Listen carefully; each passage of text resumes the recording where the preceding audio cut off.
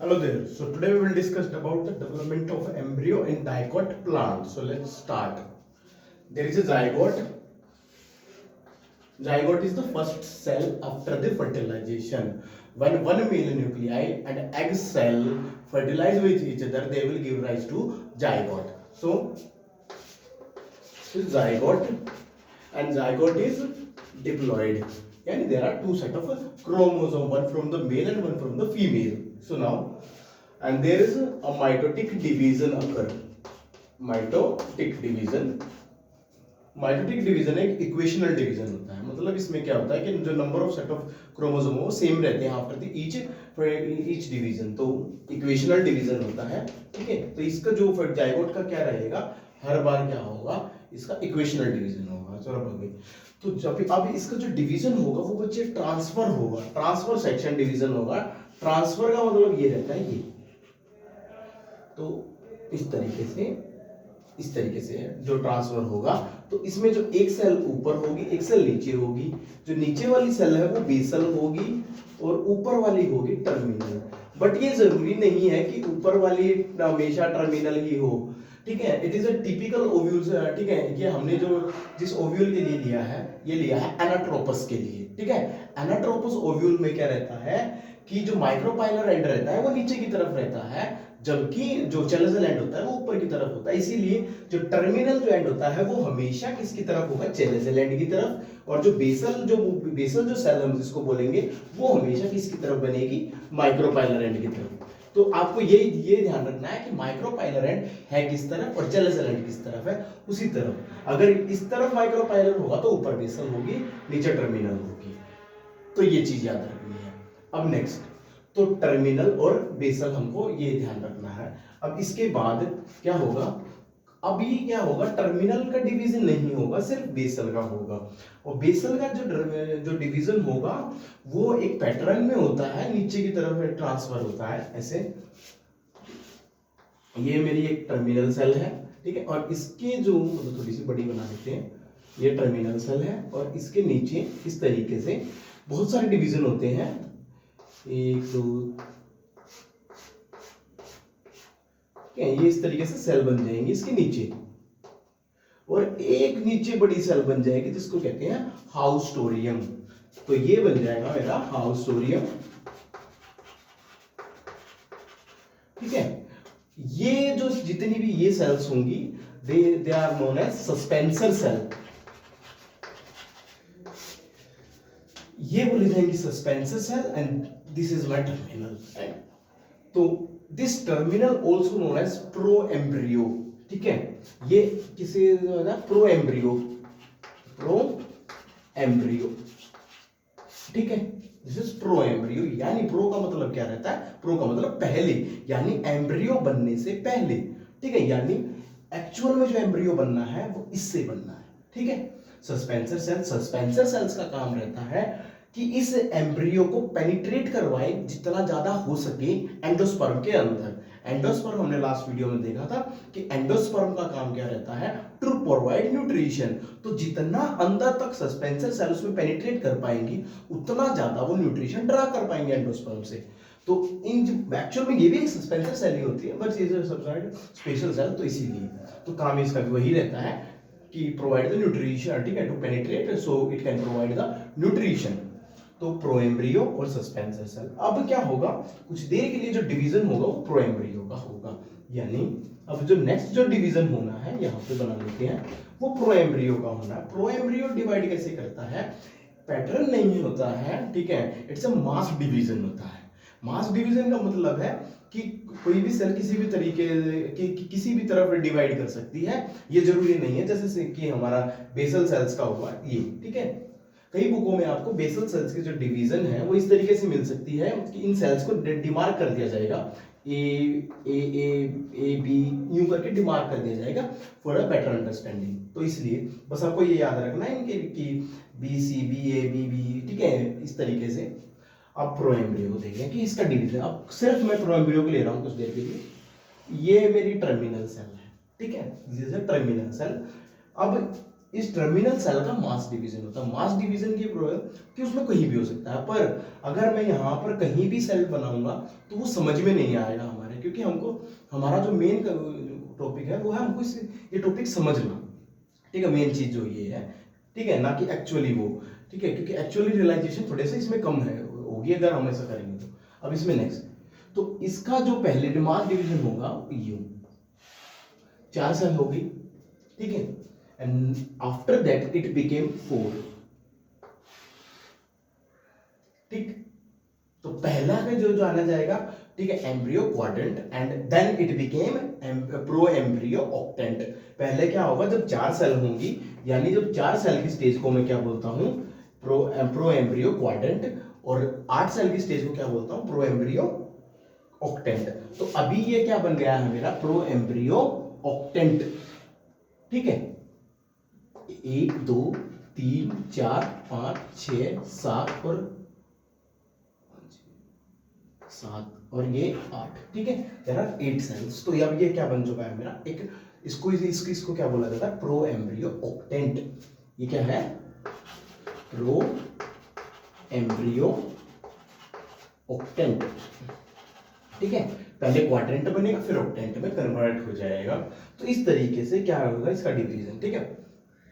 After that, इसके बाद क्या होगा, इसके बाद ये होगा कि इसका पेरिक्लिनिकल डिवीजन होगा। अभी तक देखो ये था ट्रांसफर चल रहा था, इसका फिर मास डिवीजन हुआ। Now there is a periclinical division, ठीक है। देयर आर 3 टाइप्स के डिवीजन हो रहे हैं, ट्रांसवर्स ऐसे, ठीक है, सेकंड मास डिवीजन आप कैसे भी बना लो, ठीक है, और थर्ड पेरिक्लिनिकल डिवीजन की एक अच्छी बात ये है कि उसमें एक आउटर सेल बनती है, एक इनर सेल बनती है।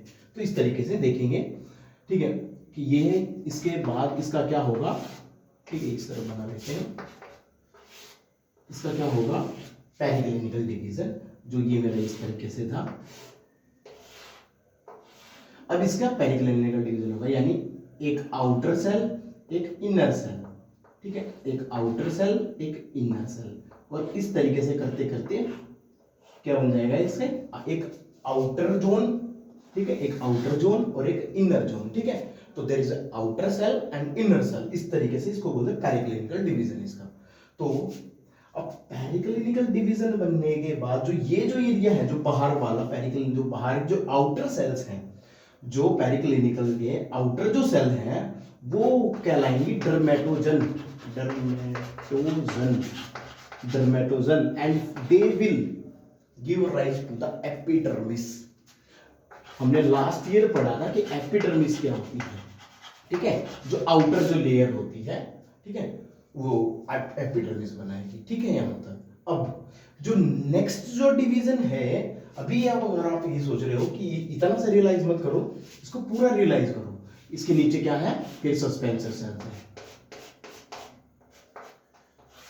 ठीक है, इस तरीके से अपीयर हो रहा है।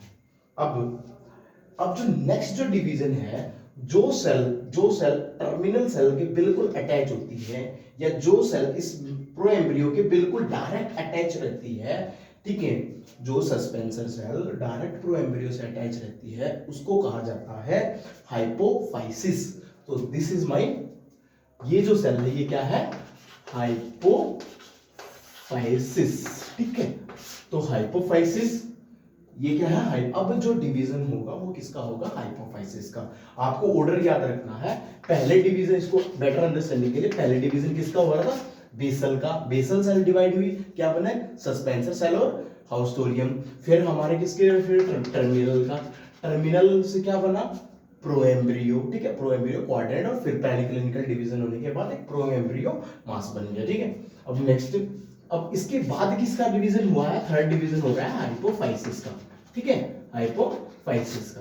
तो हाइपोफाइसिस क्या होती है, ठीक है, the direct contact cell of suspensor, ठीक है, जो सस्पेंसर की जो डायरेक्ट कॉन्टैक्ट में रहती है प्रो एम्ब्रियो की, उसका सेल का डिवीजन। अब उसका भी जो डिवीजन होता है वो मास डिवीजन होता है, जैसा कि हमने इसमें देखा, यानी there is no fix pattern, उसमें कोई फिक्स पैटर्न नहीं रहता है, बस, ठीक है। अब हमने ये जो फिक्स पैटर्न नहीं है, ऐसा ये कोई कॉमन स्ट्रक्चर नहीं है, ठीक है, कि आप जाके कहीं चेक करो और पता लगे, ऐसा नहीं, ये सिर्फ समझने के लिए है कि इस तरीके से होता है, ठीक है। और अब कर रहे हैं हम हाइपोफाइसिस को। अब हाइपोफाइसिस का क्या है कि ये मेरा, ठीक है, ऐसे, और अब हाइपोफाइसिस से डिवाइड होगी, ये मेरी हाइपोफाइसिस अब 8 सेल बनाएगी हाइपोफाइसिस, ठीक है। अभी आप देख पा रहे होगे 1 2 3 4, 1 2 3 4, टोटल 8। अब ये 8 सेल किससे बनी है? इस वाली एक सेल से, ठीक है, आफ्टर दी, ठीक है, 2 और 3 डिविजन के बाद, पहले 2 फिर 4 फिर 8, इस तरीके से, ठीक है। तो ये बन गई। अब इसके नीचे हमारी क्या आ गई? सस्पेंसर सेल, और ठीक है, हाउस स्टोरी। तो इस तरीके से हाइपोफाइसिस, ठीक है, ये मेरे प्रोएम्ब्रियो, ठीक है। अब यहां तक कोई इश्यू? तो ये चीज है। अब जो हमको जो याद रखना है वो, अब इनका फेट याद रखना है। फेट मतलब ये आगे चलकर किस में कन्वर्ट होंगे, ठीक है, आगे चलकर ये सीड के लिए कौन सा पार्ट बनेंगे, हमको वो पढ़ना है, ठीक है। तो पहली बात यहां तक आपको जो ये डिवीजन याद रखना, कब किसका डिवीजन होगा, कौन सा डिवीजन होगा, ठीक है। तो अब हम ध्यान दे रहे हैं जो सस्पेंसर सेल पर, एक चीज याद रखना, जब ये चीजें, जब इसका जो डिवीजन हो रहा होता है, इसका प्रो एम्ब्रियो जब बन रहा होता है, जब टर्मिनल सेल का, तो जो सस्पेंसर सेल का एरिया है वो छोटा होता चला जाता है। अब हमने इसमें तो दिखाया नहीं, इसमें तो इक्वली दिखा रखा है, बट वो धीरे धीरे क्योंकि प्रो एम्ब्रियो बड़ा होने लगता है, तो वो जो सस्पेंसर सेल्स का एरिया छोटा होता है। पहले सस्पेंसर सेल का डिवीजन हुआ मान लेते हैं, पर आप ध्यान रखो एक बात दिमाग में, ये जो सारा काम हो रहा है ये कहां पर हो रहा है? हमारे ओव्यूल के अंदर। और ओव्यूल का साइज तो फिक्स है, वो ये तो है नहीं कि अभी कितना भी बड़ा हो जाएगा, ठीक है। तो ओव्यूल का साइज फिक्स है, तो पहले जब सस्पेंसर सेल का डिवीजन हुआ उसने एरिया ले लिया, पर अब क्या होगा, जैसे ही मेरी जो टर्मिनल सेल है प्रो एम्ब्रियो डिवाइड होना, ये श्रिंक होना शुरू हो जाएंगे, ठीक है, यानी रिडक्शन होनी शुरू हो जाएगी एरिया में। तो जो ये हाइपोफाइसिस भी है, ये भी, ठीक है, कम एरिया में है, जबकि प्रो एम्ब्रियो ज्यादा एरिया में है। तो ये याद रखना। इसकी इस एरिया की वजह से क्या होता है, बहुत सारा एरिया एंडोस्पर्म के कांटेक्ट में आ जाता है, जिससे न्यूट्रिशन ड्रा जल्दी हो जाता है, ठीक है। तो यहाँ तक। अब इनका फेट याद रखना, फेट बहुत जरूरी है पेपर में, ठीक है। अब सस्पेंसर सेल्स का काम आपको पता ही है, प्रोवाइड, ठीक है, टू पेनिट्रेट, ठीक है, to penetrate into the endosperm, so, ठीक है, एम्ब्रियो गेट न्यूट्रिशन, ये चीज। अब हम यहाँ ध्यान दे रहे हैं, जो नीचे की जो 4 सेल हैं, नीचे की 4 सेल, किसकी 4 सेल? हाइपोफाइसिस की। हाइपोफाइसिस की जो नीचे की जो 4 सेल हैं, वो क्या बनाती हैं आगे चल के, उसका फेट क्या होता है? They will convert into root cap and root tip. यानी कहने का मतलब ये है, एक सीड लिया मैंने, बोया, तो सीड का कौन सा हिस्सा, ठीक है, सीड का कौन सा हिस्सा रूट कैप और रूट्स में डेवलप होगा, वो होगा, ठीक है, ये वाला। अब ऊपर की 4 सेल का देखते हैं, ऊपर की 4 सेल किसमें कन्वर्ट होंगी? रूट कोर्टेक्स में। रूट कोर्टेक्स में। ये चीजें आप 11th क्लास में पढ़ चुके हैं कि what is root cortex, what is root tip and what is root cap, ठीक है। अब ध्यान देते हैं हमारे ऊपर वाले पे, तो इसको मैं थोड़ा सा इरेज कर देता हूँ, यहाँ बना देता हूँ। अब जो मेरा प्रो एम्ब्रियो है वो कुछ ऐसा दिखाई दे रहा है अभी आपको,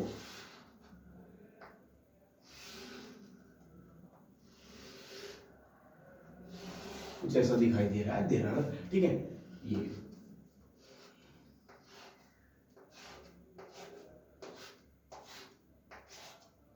कुछ ऐसा दिखाई दे रहा है। तो अब इसमें ध्यान दो, जो ये लोअर जो हाफ है ना, ये जो लोअर हाफ, ये जो डिमार्क कर रहा हूं उस पर ध्यान देना, जो ये जो लोअर हाफ है, ठीक है, इसको कहते हैं हाइपोकोटाइल, इसको कहते हैं हाइपो, ये बनाएगा हाइपोकोटाइल, क्या बनाएगा? हाइपोकोटाइल। हाइपोकोटाइल बाद में जाके किसमें कन्वर्ट होता है? स्टेम में, ठीक है, और ये स्टेम में कन्वर्ट होगा।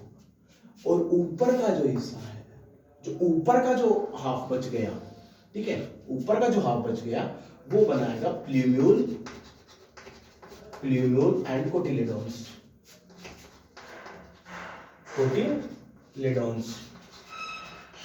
ठीक है, कोटिलेडोन्स, प्ल्यूम्यूल एंड कोटिलेडोन्स। कोटिलेडोन्स होते फ्यूचर लीफ, ठीक है। तो इस तरीके से ये फेट था इनका कि कौन सी चीज किससे बनती है, एम्ब्रियो की डेवलपमेंट कैसे होती है डायकोटमी। ठीक है, नेक्स्ट क्लास में हम पढ़ेंगे कि what are the various shapes, ठीक है, ठीक है, that taken by the embryo, ठीक है, कि भाई कौन कौन सी शेप ये गेन करता है। So thank you very much, have a nice day.